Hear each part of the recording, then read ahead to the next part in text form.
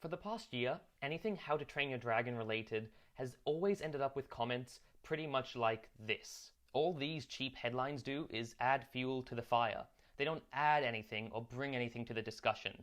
They just exist to hate, and it's been going around for a while. It's really not okay. Even these were some of the most mild comments I could find and repost. And they're not great. So I think you get the picture. Now, as a whole, I can understand when people say the animated version of a character doesn't look like the live-action version. And sure, you can say you expected one thing and were disappointed if it wasn't exactly what you thought.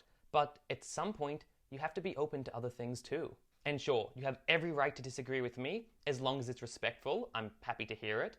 But one person none of us can disagree with is the director. If the director of all 3 How to Train Your Dragon films, I guess now 4, says that she's the right actress for the job, and that it doesn't matter if Astrid no longer has the blonde hair, blue eyes, or pale skin that she had in the animated film, and that it's not really relevant to her character now, that's enough of a reason for all of us.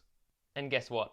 He was right. Nico Parker was an amazing Astrid from start to finish. Literally, from the first few seconds I saw her on screen, she embodied her 1000%. There was taunting between her and Hiccup, banter, and flirting, all of which the original Astrid had, and she was great.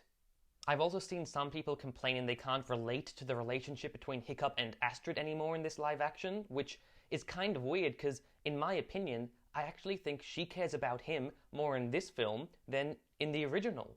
And yes, I'm being serious, because in this one, Hiccup basically tells her that he wants her to be chief after she tells him that she's going to squash him to become chief. He's like, hey, I want you to be chief as well. You're the daughter my dad's always wanted. You're awesome. You're basically a Viking, everything that I'm not. And from that moment on, her competitive edge towards him kind of simmers down and disappears a bit. She becomes more protective, and their one-sided battle, basically back and forth, that we see in the film and in the first one, becomes a lot more personal.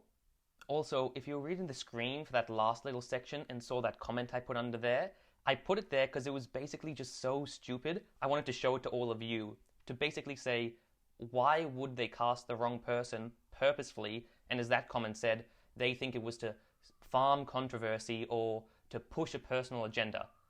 Okay, buddy, it's a $150 million film with a fan base going back 15, almost 20 years.